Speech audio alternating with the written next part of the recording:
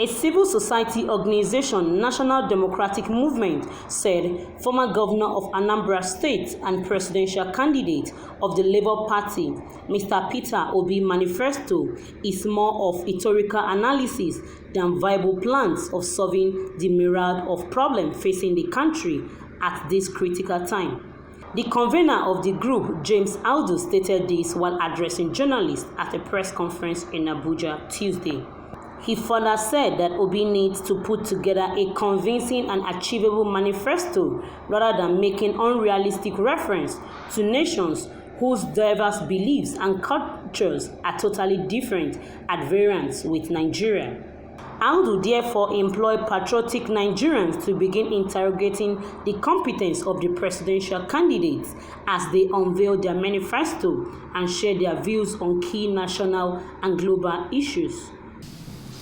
The National Democratic Movement keenly warns the public to beware of many wolves in sheep's clothing, who openly express themselves as political orators of great change, but has no evidence to support their many claims of numerous acclaimed achievements used in masquerading their magnanimous woes and shortcomings. They are filled with shameful acts of secret investments, secret accounts, illicit funds ownership, and or tax evasion.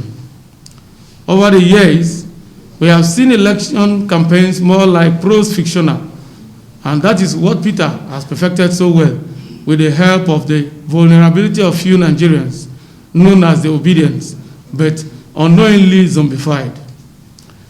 And some poor government policies over the years which are not akin to Nigerian alone.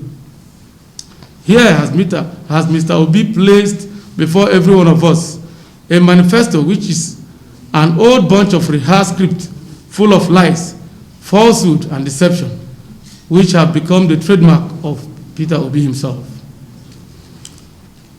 When he speaks, he attempts to make himself a god. He sounds an image more like someone who has achieved a great feat and has done so much already. But the critical review will tell better that Obi is nothing but a singing canary who should implore patriotic Nigerians to begin interrogating the competence of the presidential candidates as they unveil their manifesto and share their views on key national and global issues. On a review on climate change stand, the competence level of the three main presidential candidates was briefly tested, and our review was as follows. The presidential candidate of APC, Asiwaju Bola Ahmed Tinubu, responding to a question on climate change in Kaduna, Tinubu put forward a wise parable asking how a church rat could be stopped from eating a poisoned Holy Communion. By church rat, he meant a poor country like Nigeria, and by poisoned Holy Communion, he meant those practices that contribute to global warming.